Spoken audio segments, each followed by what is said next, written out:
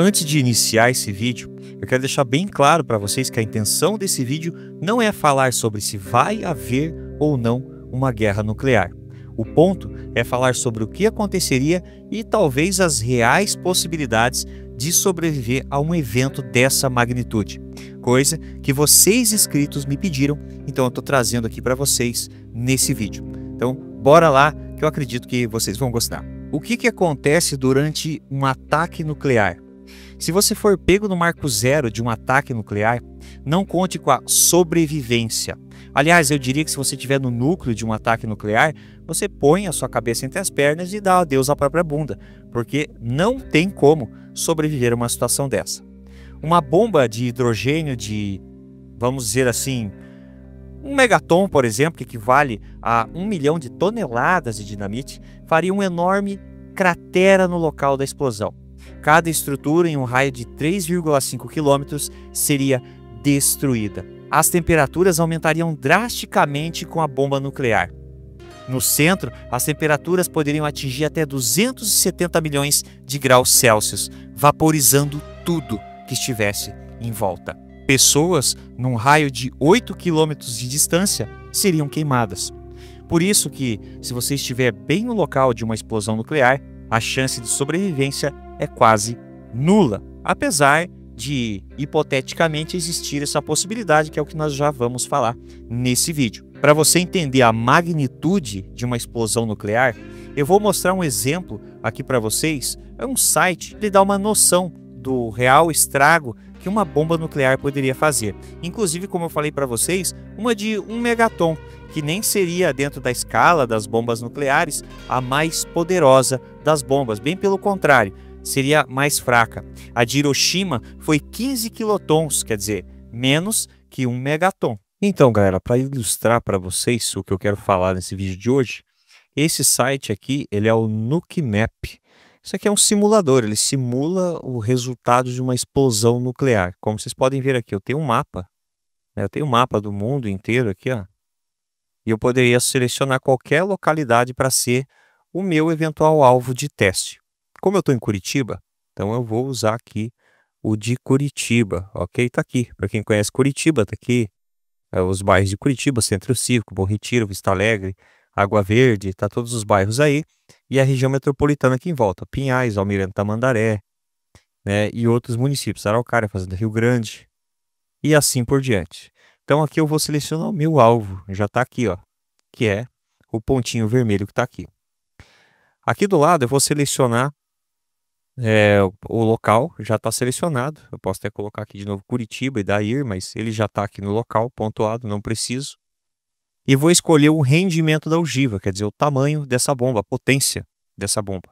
Eu tenho aqui algumas definições que eu posso utilizar. Eu quero usar 1 megaton, que é o que eu vou ilustrar para vocês neste vídeo de hoje. Então eu vou procurar aqui, eu poderia escrever ele 1 megaton, mas eu vou pegar uma bomba que inclusive ela é existente, que é de 1 megaton aqui, ó. A ogiva Minuteman, né?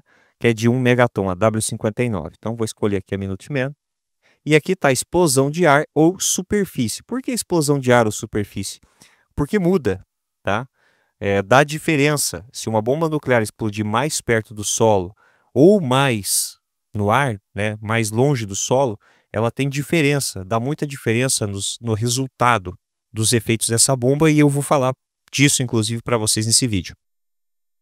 Aqui eu vou colocar outros efeitos, quer dizer, para ele apresentar, né, a precipitação radioativa, que é o que nós vamos falar nesse vídeo de hoje. Vamos salientar bastante. E no caso aqui, isso aqui é relativo, mas eu vou colocar só para vocês verem por curiosidade, que são a estimativa de vítimas, ok? Claro que isso aqui é uma estimativa, né? Ele pega de acordo com a população de cada região. De acordo, no caso, com os mapas, né? Então, ok, selecionei as duas, eu vou dar o detonar aqui para dar o resultado, lembrando que nós vamos fazer uma explosão de ar, ok? Explosão de ar? Vamos fazer uma explosão de ar aqui, ok? Vamos detonar e ele dá o resultado ali. Ele está fazendo os cálculos aqui de vítimas. Aqui eu tenho a direção do vento, que faz diferença, tá? Ó, mudar a direção do vento para a precipitação radioativa. Porque dependendo da direção do vento, a precipitação radioativa ela vai reagir de forma diferente, ela vai para uma direção diferente. O vento vai influenciar muito na precipitação radioativa, mas eu já vou falar disso.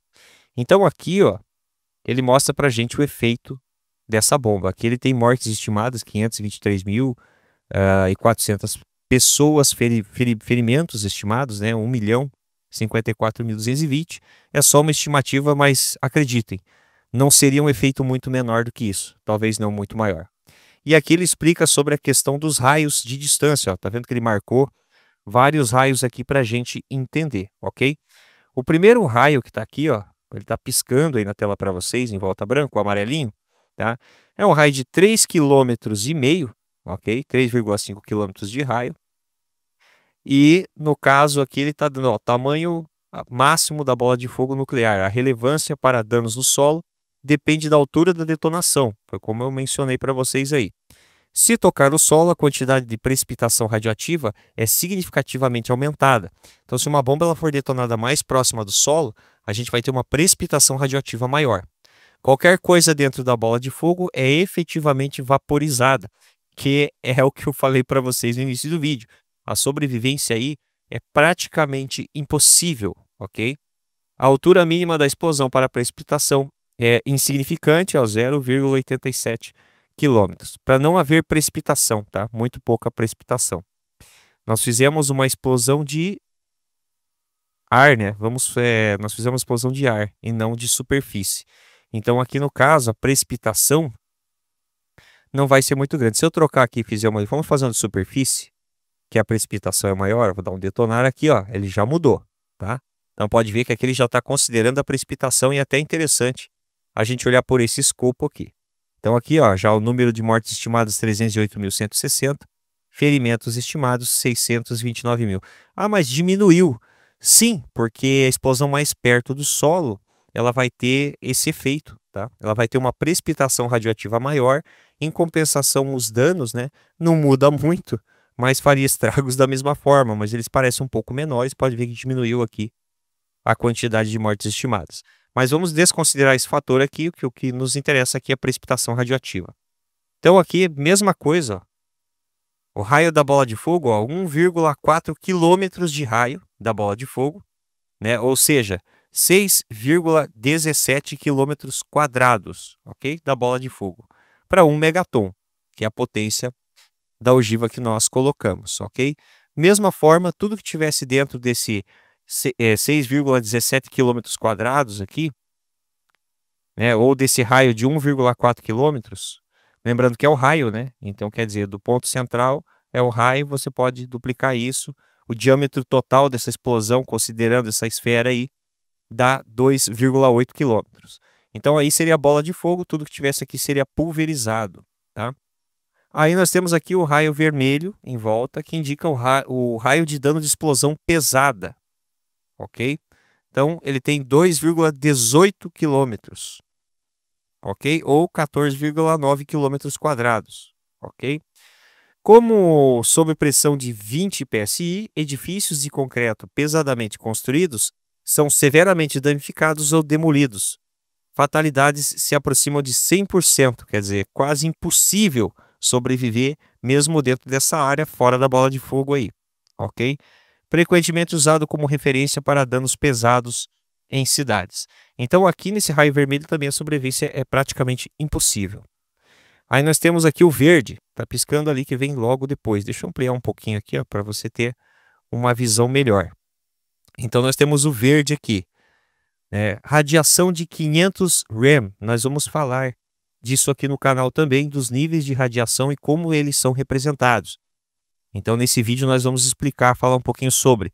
Então 500 rem, tá ok? É uma radiação bem alta, ok? Bem alta.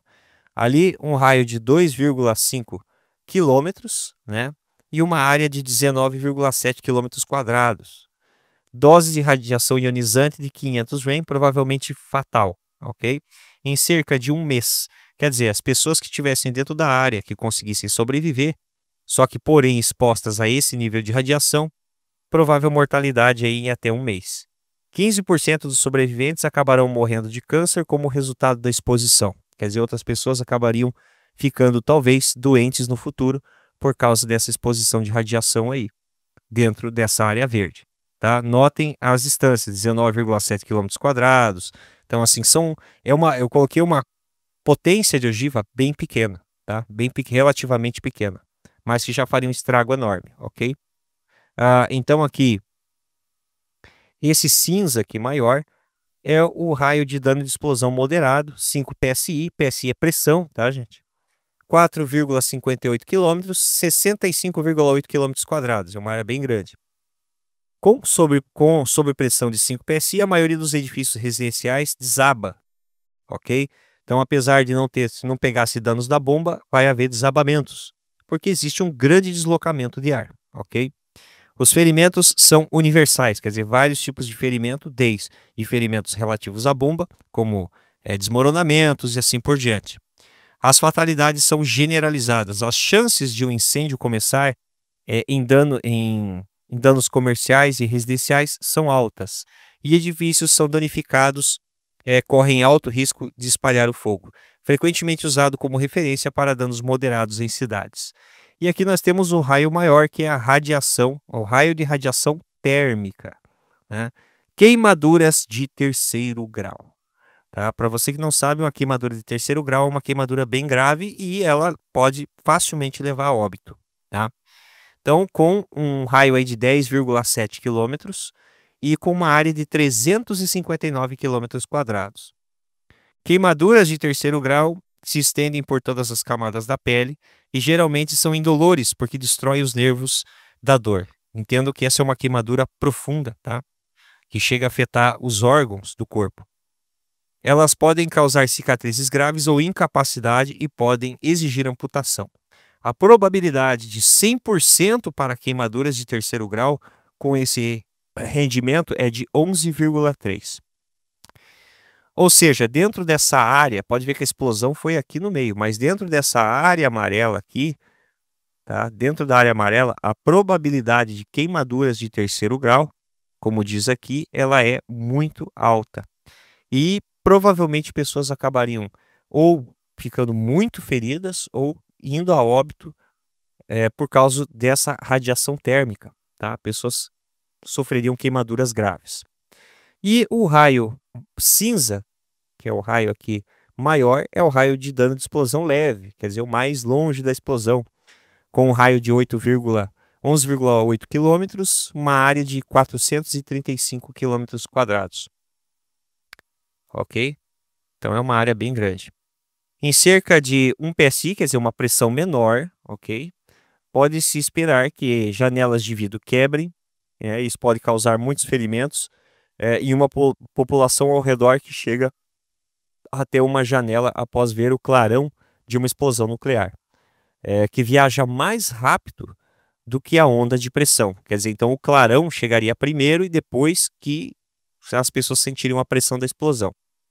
Por isso que ele fala aqui pessoas próximas das janelas. Então, daria um clarão, a pessoa se aproximaria da janela depois que as janelas estourariam. Tá? Frequentemente usado como referência para danos leves em cidades. Então, pode ver que é uma área bem grande que vai causar dano.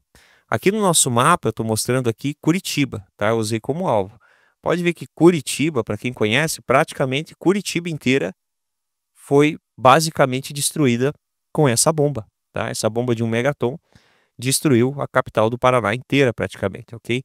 Sendo que a explosão aqui, a destrutiva, altamente destrutiva, não tem um raio muito grande. Em compensação, o resultado que a explosão causa, esse sim, causaria muitos danos e, olha, muito estrago, ok? E ainda pegaria outras cidades, como Pinhais, que está do lado aqui, mas não chegaria aqui embaixo nem nas outras imediações. Porém, aí existe o que a gente chama de, dos efeitos aqui, da explosão que o vento vai levar. Tá? Eu poderia mudar a direção do vento aqui. Tá? Dependendo da direção do vento, os efeitos dessa bomba, da radiação que está no ar, tá? Vai ficar ali partículas radiativas no ar e essas partículas elas vão se deslocar com o ar, com o vento. Então aqui também tem o descritivo aqui para essa área aqui. Deixa eu ampliar para vocês terem uma ideia. Essa explosão aqui nessa região, quer dizer, a explosão foi em Curitiba. os resultados dessa explosão, que seriam levados com vento, né, as partículas radioativas, seriam levadas até Santa Bárbara do Oeste, Paulínia, Salto, até São Paulo, passa de São Paulo, tá? Inclusive, se eu virar isso aqui, a direção do vento mais lá para São Paulo aqui, olha lá, ó, você vai ver que chega em São Paulo, de Curitiba até São Paulo. E é claro que aqui está considerando a direção do vento, mas o vento muda de direção.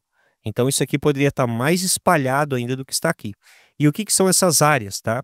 Então aqui, ó, isso aqui é a precipitação nuclear, tá? Essa área aqui que você vê pós-explosão é a precipitação nuclear, ok? Olha o tamanho da explosão aqui, ok? Então, contorno de precipitação é para 1, tá? 1 rádios por hora. Então aqui, ó, distância máxima de precipitação a favor do vento, 384 km, largura máxima 92,9 km, área aproximada afetada 28.590 km². É uma área bem, não precisa nem dizer, né? Está indo de Curitiba e está se deslocando de Curitiba até São Paulo. Então, ó, rádios por hora é uma unidade de dose de radiação absorvida, ok? Então, uma absorção de radiação de 1 rádios por hora. Isso que é a mais fraca, que ela está mais distante ali do centro da explosão, ok? Então, aqui nós temos a área laranja, mais clarinho. Contorno de precipitação para 10 rádios por hora. A distância máxima de precipitação a favor do vento, 276 km. Isso se desloca bem rápido, tá? Largura máxima de 63,2 km e a área aproximada afetada de 14.190 km², ok? A área laranja mais escura, ela tem uma concentração maior, são 100 rádios por hora, tá? Quer dizer, é uma precipitação nuclear que, com certeza, ela pode causar danos, tá? Nós vamos falar sobre isso durante o vídeo. A distância máxima da precipitação a favor do vento, ó, 168 km por hora. A altura máxima, 33,5 km. A área aproximada afetada, 4.770 km², ok? E aqui a última, que é a mais escura, contorno de precipitação para 1.000 rádios por hora, tá? Então a distância máxima de precipitação a favor do vento, gente, 1.000 rádios por hora é muita coisa, tá? Então distância máxima de precipitação a favor do vento, 60,4 km, largura máxima 3,84, a área aproximada afetada 340 km², ok? Isso porque eu direcionei aqui, tá, o vento para cá. Se eu mudar, iria para outro lado. Mas notem que essa área vermelha escura aqui, ela está bem distante da nossa explosão aqui, ó. A explosão foi aqui, a área está aqui. Então, mesmo a explosão sendo aqui, quem está nessa área aqui tomaria aí um belo de um banho de radiação, tá? E na área laranja aqui mais escura também, com certeza, tá? É uma radiação bem alta. Mas nota-se que o efeito, e é o que nós vamos falar nesse vídeo aqui, que uma das grandes preocupações não é a explosão em si. Claro que para quem está nessa região seria preocupante, mas a grande preocupação de uma explosão nuclear não é a área, tá, aqui da explosão em si, o foco aqui, o ponto zero da explosão. A grande preocupação é isso aqui, ó, tá? Os efeitos da radiação, os efeitos da explosão que vão levar essa precipitação nuclear para lugares mais distantes. Então, pessoas com certeza ficariam doentes por causa dessa precipitação aqui, ok? Então, é isso que eu quero que vocês entendam para que você fique mais compreensivo durante o vídeo, para você compreender o que a gente conversar durante o vídeo, ok? Essa aqui é a precipitação nuclear. É claro que em volta da explosão nós também temos precipitação nuclear, tá? Essas áreas aqui, a cinza, por exemplo, tá? Então vamos lá, deixa eu só ilustrar para vocês que aqui eu usei um megaton, tá? Em termos de potência, para vocês entenderem. Deixa eu aqui mudar uma coisinha para vocês. Quer ver? Eu vou mudar aqui, isso aqui é 1 megaton, tá? De potência. Vamos colocar aqui cadê? Uns 50 megatons, tá? Que é a Tsar Bomb, que é a maior bomba testada, né? Aí da Rússia, ok? Então vamos detonar uma Tsar Bomb ali. Olha a diferença que vocês vão ver, tá? Eu não vou ampliar, aliás, vou diminuir aqui porque vai aumentar bastante o raio. Então de 1 megaton para 50, tá? Então esse aqui é o resultado. Pode ver que mudou bastante, inclusive aqui você pode olhar aqui, tá como explosão de área e não como de superfície, tá? Mas olha a diferença do tamanho disso, tá? Deixa eu colocar aqui explosão de superfície para aqui, para a gente ter a noção do alcance. Pode ver que aquela de 1 megaton era só Curitiba, agora já foi toda a região metropolitana foi embora junto, tá? Foi municípios bem distantes aqui, literalmente, né? A explosão ainda é menor, mas houve praticamente pessoas morreriam aí com queimaduras de 3º grau em toda essa região, né, laranja aqui em volta e principalmente mais próximo da explosão. Mas olha aqui aonde que vai, né, ir até São Paulo antes, né? A nossa explosão de 1 megaton. No caso aqui, ó, os resultados aqui da precipitação nuclear pós-explosão estão indo até Juiz de Fora, está indo para lá de Belo Horizonte. Então, para vocês terem noção da magnitude, tá, que uma explosão nuclear ela pode causar, tá? Então, eu vou usar 1 megaton como referência, mas aqui está 50 para vocês verem como os estragos são grandes. 1 megaton já é um grande estrago. 50 megatons nem se fala, tá? Então, essa precipitação aqui viajaria bem longe. Então, vamos voltar para o vídeo. Isso aqui foi para vocês entenderem um pouquinho da gravidade, da magnitude que uma explosão nuclear, os danos que uma explosão nuclear podem causar. Também haveria outros efeitos imediatos que tornariam a sobrevivência nuclear improvável, como tempestades de fogo se espalhando enquanto o oxigênio é consumido do ar. O calor crescente causaria ventos fortes que espalhariam o fogo ainda mais. Seria, teoricamente, impossível sobreviver até perto do centro de uma explosão nuclear. Você precisaria de uma estrutura que pudesse suportar pelo menos 22 quilos por polegada e, principalmente, precisaria ser subterrânea. No entanto, quando falamos sobre kits de sobrevivência nuclear, geralmente estamos falando sobre sobreviver à precipitação nuclear e não necessariamente à explosão. O que é a precipitação nuclear? É os efeitos que ocorrem após a explosão. Sim, o mundo de fato é muito grande, então uma explosão nuclear, mesmo de grande magnitude, é claro que talvez não fosse afetar o mundo todo de uma vez só, não da mesma forma que o local da explosão. O que é fallout? A maior ameaça à sobrevivência nuclear é a precipitação radioativa. A fissão nuclear cria muitos tipos de radiação. Nenhum é seguro, claro, mas raios gama e também nêutrons são os mais problemáticos. Raios gama e nêutrons são muito mais mortais do que a exposição nuclear real. Com o tempo, eles matariam muito mais pessoas, incluindo aquelas muito longe do local da explosão. No caso de uma detonação terrestre, as partículas da Terra se tornam radioativas e são lançadas no céu, formando uma nuvem gigante em forma de cogumelo cheio de partículas radioativas e detritos. Essas partículas radioativas eventualmente retornam ao solo, daí o nome fallout, ou praticamente uma chuva radioativa. A precipitação radioativa nos expõe à radiação. E essa radiação, por vez, causa mudanças em nossas células em um nível químico, alterando o nosso DNA.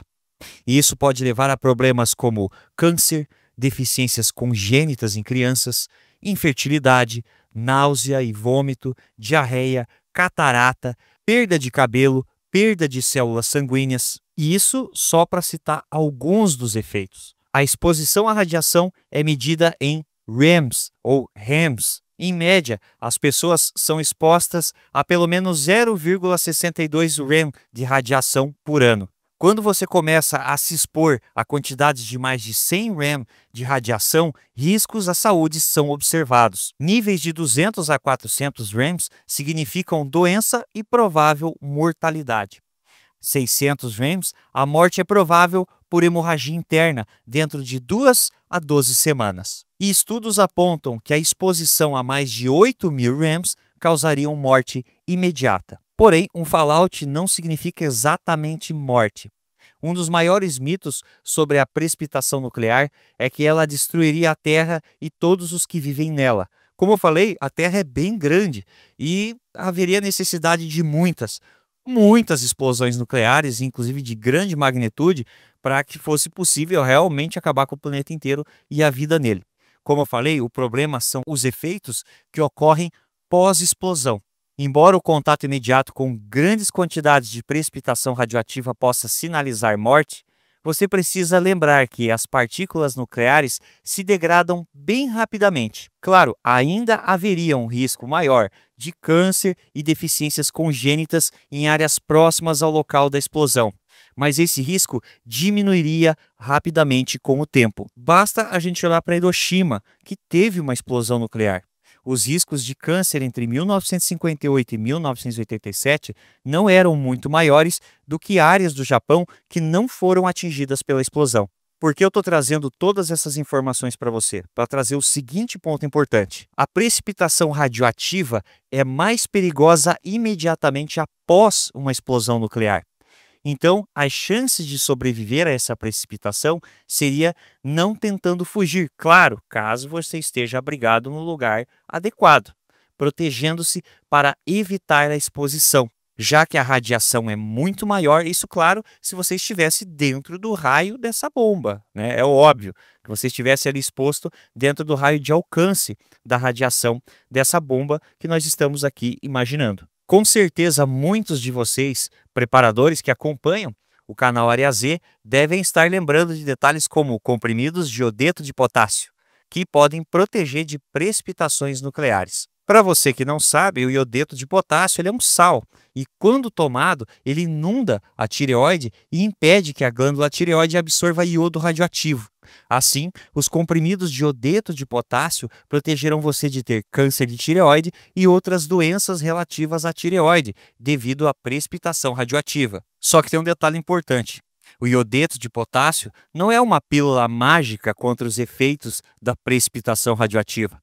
Ele protege apenas a tireoide e não protegerá o resto do corpo da absorção de radiação. Você deve ter comprimidos de iodeto de potássio como parte do seu kit ou da sua preparação para a sobrevivência nuclear. Porém, não pense que pode tomá-los e depois caminhar com segurança em meio a um lugar cheio de radiação, que não vai dar certo. A melhor opção para quem tem um abrigo ou um local que possa servir como abrigo é esperar por um tempo, proteger-se por um tempo após uma explosão para evitar a radiação, quer dizer, abrigar-se por um período de tempo. Claro que esse período de tempo vai variar muito, desde o tipo de bomba, ao tamanho, a potência dessa bomba, como eu falei, até mesmo como essa bomba foi detonada e até mesmo a situação do ambiente. A condição climática também vai afetar. Para isso, existem equipamentos para medir os níveis de radiação, o chamado contador Geiger. Inverno nuclear. O que é o inverno nuclear? Muitas pessoas que falam sobre esse tema, inclusive citam a questão do inverno nuclear. Essa teoria, ela afirma que uma bomba nuclear causaria nuvens tão grandes de material radioativo na atmosfera que bloquearia os raios solares. Ou seja, os raios solares não passando, nós teríamos o chamado inverno nuclear, em que plantas morreriam por falta da luz do sol e, é claro, também haveria um resfriamento, ou seja, nós não teremos o sol para fazer o aquecimento do planeta. E isso, naturalmente, causaria a morte dos seres vivos. Porém, ela é uma teoria. Graças ao bom Deus, não tivemos nenhum tipo de explosão pelo menos nuclear grande o suficiente para colocarmos essa teoria à prova. Mas sim, de acordo com estudos, é uma teoria que pode ser justificada e sim, ela é um risco, principalmente dependendo do tamanho ou da quantidade de explosões envolvendo armas nucleares. Infelizmente, esse é um daqueles cenários para os quais pouco podemos nos preparar.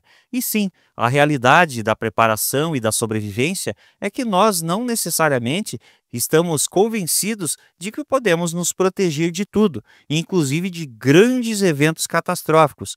Mas tá aí o cotidiano, tá aí o mundo para provar para vocês que, é claro, nós temos catástrofes naturais de menor escala e algumas até de grande escala, que sim, a preparação pode fazer com que diferencie entre você morrer ou sobreviver, ou mesmo tornar uma situação difícil mais fácil de superar. Como preparação para uma situação nuclear, ou mesmo que é preparação para outras situações também, você poderia ter como objetivo ter um estoque de comida e água para um ano, por exemplo, nas suas preparações, no seu kit de sobrevivência nuclear.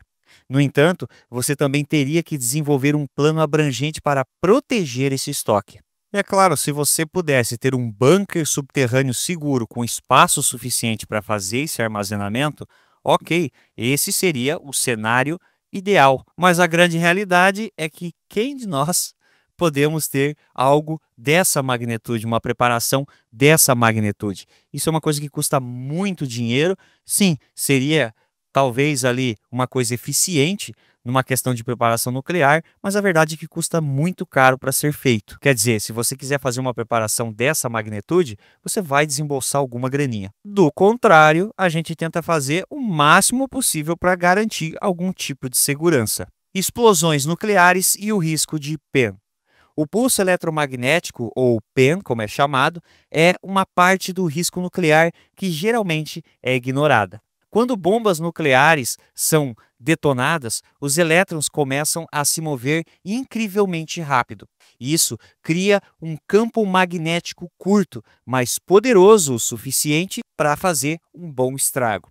Um pulso eletromagnético não é tão perigoso fisicamente para nós, mas ele é capaz de destruir eletrônicos como fios de telefone, usinas elétricas, rádios e dispositivos eletrônicos. Alguns estudos realizados com pulsos eletromagnéticos em menor escala ainda assim mostraram-se bem poderosos em destruir equipamentos eletrônicos, causar danos.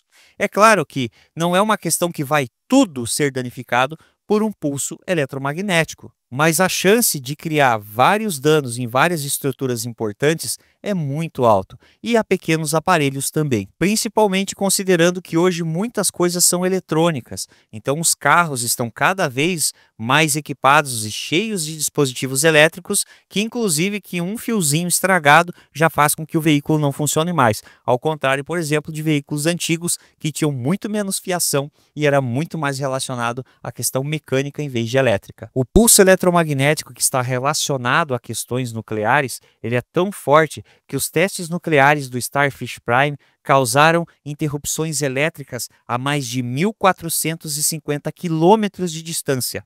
Claro, não quer dizer que estragou tudo, mas causou muita dor de cabeça. A questão é que toda a nossa sociedade hoje ela é muito dependente de equipamentos eletrônicos, de energia elétrica.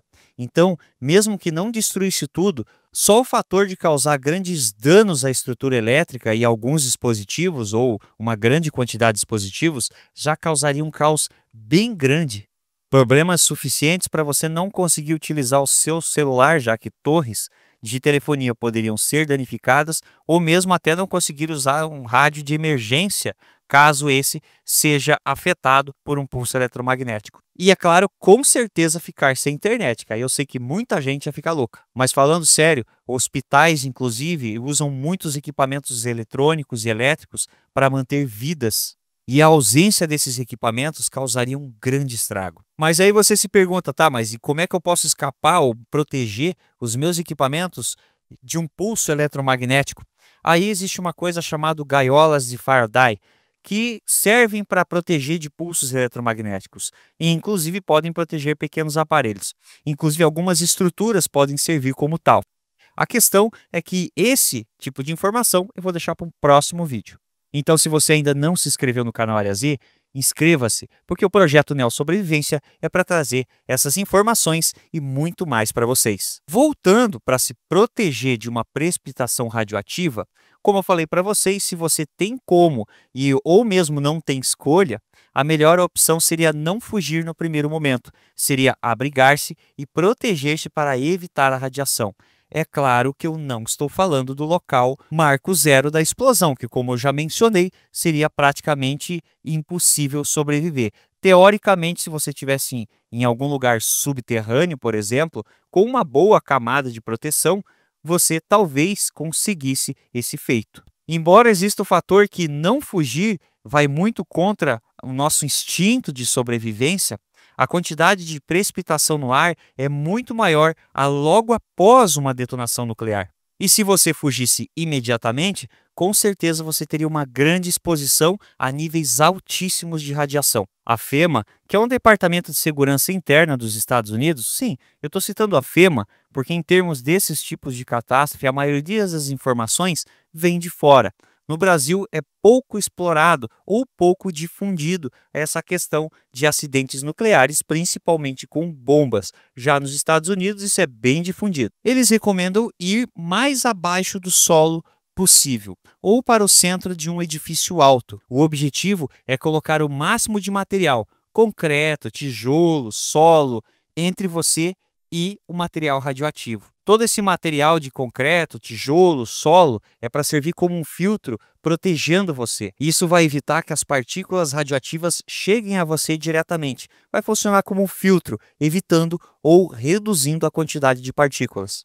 Inclusive, em 2010, um exercício nuclear chamado Operação Golden Phoenix testou o que aconteceria durante um ataque nuclear em Los Angeles. As descobertas mostraram que 285 mil pessoas morreriam ou teriam doenças causadas pela radiação, mas 84% delas poderiam ser evitadas se as pessoas simplesmente fossem para os seus porões das suas casas, o que inclusive é tradicional nos Estados Unidos, ou fossem para algum tipo de abrigo. Se você quisesse levar a sobrevivência nuclear para o próximo nível, você teria que construir um abrigo antiaéreo. Sim, aqueles abrigos tradicionais, bunkers subterrâneos, ou pelo menos um abrigo com uma boa camada de proteção e sim subterrânea. Nos Estados Unidos, muitos preparadores constroem abrigos contra a precipitação nuclear em seus quintais, porque o solo fornece proteção e sim, ele pode fornecer uma boa proteção. No entanto, ter seu abrigo contra a precipitação no porão de casa é provavelmente melhor,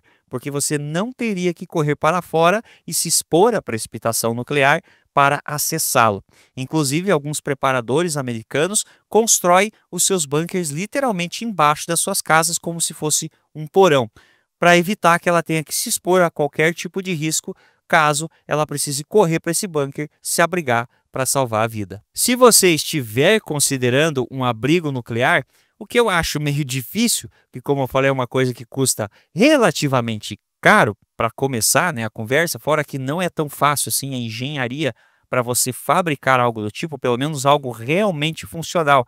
Pelo menos se você espera ficar por ali um bom tempo, não é uma das coisas mais práticas do mundo. Mas se você tem dinheiro e pretende se aventurar nesse universo do bunker subterrâneo, saiba que eles são classificados em PF. O que é o PF? É Protection Factor, ou fator de proteção, sabe? Quase como um protetor solar. Ou seja, um abrigo nuclear ele deve ter um PF de pelo menos 40. Isso significa que você no seu abrigo receberia uma parte de 40 da radiação encontrada do lado de fora do seu abrigo. Pois é, Fernando, mas se eu tivesse um abrigo, quanto tempo eu ia ter que ficar lá? Quanto tempo dura uma precipitação nuclear? Em algum momento, você vai ter que fugir, seja por questão de falta de recurso ou fugir para um local mais seguro. Infelizmente, não há uma boa resposta sobre quanto tempo dura uma precipitação radioativa. Primeiro, porque não temos muita pesquisa sobre o tópico. Segundo, isso varia dependendo do tamanho da exposição e de fatores como o clima, como eu já mencionei para vocês. Vai depender do tipo de explosão, a gente não tem noção. Quem vai detonar a bomba que vai saber quantos megatons ela tem e vai variar muito da onde vai ser detonada essa bomba, da altitude que essa bomba vai detonar e mesmo das condições climáticas. Então não tem como adivinhar qual vai ser o grau da exposição nuclear. Infelizmente não tem como. Porém, como eu falei para vocês, as moléculas radioativas elas se degradam rapidamente. Ela vai estar lá por uns bons anos? Sim, provavelmente vai, tá? Então, após uma precipitação nuclear, na verdade, após uma explosão nuclear, essa precipitação nuclear, as moléculas vão ficar lá por muitos anos, sim, moléculas radioativas, mas elas não serão tão intensas como no momento da explosão. Essa intensidade vai diminuir muito. A maior ameaça é durante as primeiras semanas. Após 2 semanas, por aí, ela já vai ter reduzido muito a quantidade de radiação. Sim, não quer dizer que não vá ser uma radiação prejudicial, mas ela vai ser muito menor, a um ponto que você possa conseguir se proteger dela. Inclusive, estudos mostram que essa radiação seria de 1% de 100 da radiação inicial. Quer dizer, depois do evento catastrófico de uma bomba nuclear, a radiação emitida após um período de 2 semanas seria reduzido aí a 1% da radiação, ou seja, de 100 para 1, ou seja, uma queda bem grande no nível de radiação. Como eu falei, não quer dizer que sejam níveis de radiação necessariamente seguros, sim prejudiciais, mas muito menos mortais do que, é claro, os que ocorrem no início da detonação de uma bomba nuclear e principalmente após aí essa precipitação nuclear. Falando um pouco aqui sobre raio de precipitação nuclear, afinal de contas, até onde vai essa precipitação? Para vocês terem uma ideia, durante um teste nuclear de 15 megatons no atol de Bikini, em 1954, lembre que eu falei para vocês aqui no início do vídeo, de 1 megaton. Foi um teste com 15 megatons no atol de Bikini em 1954. E não, é o atol de Bikini, não fenda do Bikini. A explosão causou contaminação de mais de 11.265 quilômetros. Então, é um raio de precipitação gigantesco, se você considerar. Imagine do ponto onde você está nesse momento, imagine aí a distância de 11.265 quilômetros.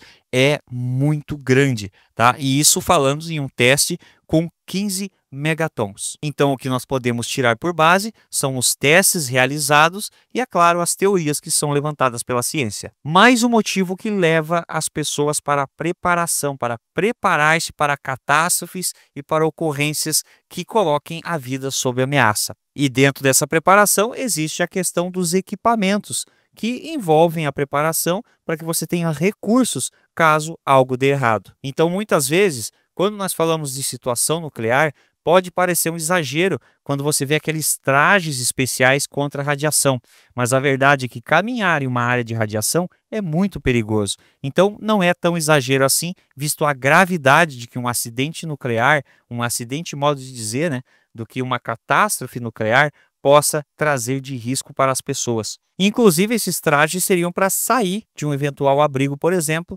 quando os níveis de radiação baixassem, mas sair de uma forma mais protegida. Inclusive, não é estranho vocês verem, principalmente em sites americanos, né, em mídias americanas, algumas pessoas que inclusive improvisam trajes com alguns tipos de materiais para tentar dar proteção, quer dizer, literalmente tentar produzir o seu próprio traje contra a radiação. Se funciona, é outra história. Aí eu já não sei, isso aí teria que passar por um teste, principalmente, que é um teste muito difícil de realizar, não é verdade? Mas existem muitos projetos aí que vocês vão ver perdidos na internet. E com relação a proteger a comida e água de precipitações radioativas, ou seja, proteger da radiação, que como eu mencionei aqui, isso é recomendado. Qual que é a solução que apontam os especialistas, as pessoas que fazem preparação? Embora, como eu mencionei para vocês, não tem muitas pesquisas conclusivas sobre o assunto, o consenso geral dos preparadores e especialistas que estudam essa questão de radiação, principalmente na questão nuclear, é que alimentos e água selados seriam seguros para consumo após a precipitação nuclear. Quer dizer, então, você ter esses seus materiais de consumo bem embalados. E também o ideal seria que fossem alimentos não perecíveis e água engarrafada. E se você tivesse que tirar os seus alimentos e água armazenados e levar para outro lugar, precisaria limpar depois de fazer esse transporte em meio a uma área de radiação, teria que fazer uma limpeza cuidadosamente dos recipientes para remover qualquer resíduo radioativo. Isso é claro, eu estou falando aqui de alimentos armazenados, né? Alimentos, água que já estão pré-armazenados. Se você imagina que você vai sair para, por exemplo, procurar comida, que você vai fazer jardinagem, né, em área externa, ou se você vai sair para tentar caçar algum animal após uma precipitação nuclear, essas fontes de comida provavelmente ficariam contaminadas por um longo tempo, impossibilitando o consumo. Então, esse seria praticamente, eu acredito, que um dos grandes desafios de tentar sobreviver numa área infectada por radiação. Porque tudo que ficou exposto, por mais que baixe a radiação, ainda estaria contaminado por radiação. E consumir isso seria um erro muito grande, né? Muito grande. Então ficaria bem restrito mesmo as possibilidades de sobrevivência numa área em que você tem radiação, né, ali presente. E a questão da obtenção de água, né? Remover os radionuclídeos da água. Se você ficar sem água engarrafada, aquela que você armazenou, sua melhor fonte de água seria os poços profundos, quer dizer, abaixo da terra, poços artesianos ou, enfim, o lençol freático, os reservatórios cobertos. Você precisaria tratar essa água contra patógenos como qualquer água numa situação duvidosa, né? Você trataria contra bactérias, parasitas. Isso poderia ser feito rapidamente com um filtro de sobrevivência, daqueles filtros padrões. Só que, é claro, lembrando para vocês, e sempre eu falo, que esses filtros de sobrevivência, muitos deles não filtram elementos químicos venenosos. Então, agrotóxicos ou coisas assim, eles não vão filtrar, ok? Eles só tiram os orgânicos. Mas tem alguns filtros no mercado que já prometem uma redução considerável desse tipo de contaminante. Porém, esses filtros não tiram radionuclídeos. Talvez apareça alguma coisa no mercado que sirva para isso e provavelmente não será muito barata. Mas, a princípio, a única maneira de você tirar as partículas radioativas da água seria através da osmose reversa ou troca iônica. Para não deixar passar em branco, eu vou citar alguns itens aqui que são recomendados para os kits de sobrevivência nuclear. Foi o que, inclusive, muitos inscritos me pediram.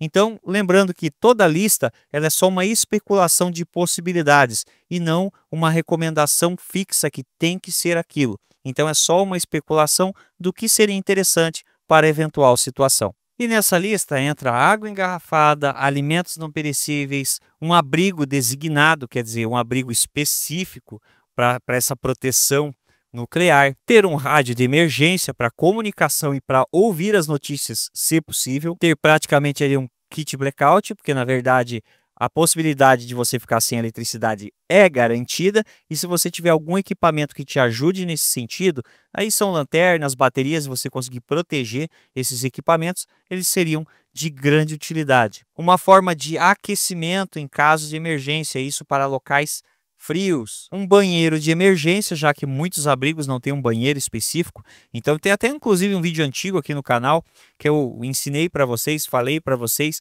sobre a criação de um banheiro de emergência, pois em situações de emergência a questão sanitária não vai desaparecer, bem pelo contrário, ela vai se agravar. Muitas catástrofes, elas literalmente acabam com essa parte do saneamento. Então você não tem esgoto, é bem pelo contrário, às vezes você não tem saneamento nenhum. Então você mesmo tem que fazer o seu saneamento. Então eu mostrei como fazer ali um banheiro improvisado para uma situação de emergência. Um traje de proteção contra materiais perigosos, como eu mencionei já antes, parece exagero, mas se nós estivermos falando de radiação, assim como várias situações de risco que apresenta riscos e perigos, é interessante que a gente consiga proteger o nosso corpo de eventuais danos. Ter um contador Geiger, que é o que eu falei para vocês, o equipamento que serve para medir a intensidade da radiação num determinado local ou objeto, né? Ele ajuda você a saber quando é seguro sair, por exemplo. Se você perceber que existe uma intensidade de radiação muito alta, você vai evitar aquele local. Porém, não é um equipamento comum, principalmente aqui, mas ele existe, tem para vender isso. Não é muito barato, apesar que eu já vi alguns baratos, mas sempre desconfie, porque é complicado você testar um equipamento desse que você não vai se aproximar de nada super radioativo para fazer um teste. Mas tem coisas que emitem um pouco de radiação que não é exatamente prejudicial, que é possível você verificar com o contador Geiger. Uma máscara de emergência para não respirar detritos e nem radionuclídeos. Existem máscaras N95 que servem para proteger você de radionuclídeos, ou seja, moléculas radioativas. Só que a N95 seria um recurso ali literalmente emergencial. O ideal seria uma máscara que esteja proteção facial total e seja com filtros, tá? Seja elementos filtrantes. Como eu já mencionei em vários vídeos, não acredite que um elemento filtrante desse vai durar por muito tempo. Ele vai saturar rapidamente, principalmente no local com grande quantidade de moléculas e sujeira radioativa. Só que ele é muito mais seguro para proteger o usuário. Foi feito para isso. A máscara N95, ela já não daria tanta proteção assim. Aí é claro também ter roupas, né, roupas extras, caso você precise fazer uma troca de roupa e eliminar uma roupa contaminada, porque sim, lembra muito as questões biológicas, por exemplo, né, riscos biológicos, em que a pessoa tira a roupa ali porque ela pode estar contaminada. Com a radiação não é muito diferente. Você tem que literalmente se livrar dos equipamentos, vestimentas que estejam contaminados com radiação. É claro, além das roupas também, luvas para poder manusear itens contaminados. E já que nós estamos falando de manusear itens contaminados, você ter sacos seláveis para poder armazenar, né, colocar itens contaminados e selar aquilo também seria interessante e é um item recomendado. E também sabão e materiais para limpeza para poder esfregar e se limpar. Muito desses itens que eu falei aqui para vocês que são recomendados para catástrofes nucleares, na verdade, eles são recomendados para outros tipos de situações também, não só catástrofes nucleares. São equipamentos que podem ser úteis em diversas, se não em todas as situações de sobrevivência. Então, são recomendados. É claro que poderia colocar muitas outras coisas aí nessa lista, mas como eu falei, é só um apanhado de coisas que geralmente são recomendadas para esse tipo de kit, quando é um kit de sobrevivência que está ali direcionado para situações nucleares. Enfim, essas são algumas dicas sobre questões nucleares que eu estou trazendo para vocês. Inclusive muitas dicas que estão no meio da preparação, que são afirmadas no meio da preparação. Eu não estou aqui criando coisas para vocês, tá? Isso são informações que são difundidas no meio dos preparadores e eu trouxe hoje para você. E aí, o que você acha? São informações interessantes? Você tem algo para acrescentar? Coloca aqui nos comentários que eu vou ler os seus comentários aqui e vou ver as suas sugestões. É claro, comenta aqui o que você quiser, é claro, sempre respeitando as diretrizes da comunidade do YouTube. E é claro, sem esquecer, curte esse vídeo que ajuda o nosso trabalho, dá a sua curtida. Isso faz com que o canal ganhe relevância na plataforma, ajuda o trabalho. E olha que esse vídeo deu um baita de um trabalho para ser feito, hein? Então, merece uma curtidinha. Eu vou ficando por aqui, mais um vídeo do canal Área Z, Projeto Neo Sobrevivência. Nós nos vemos num próximo vídeo do canal. Um grande abraço a todos vocês, meu muito obrigado. Até a próxima.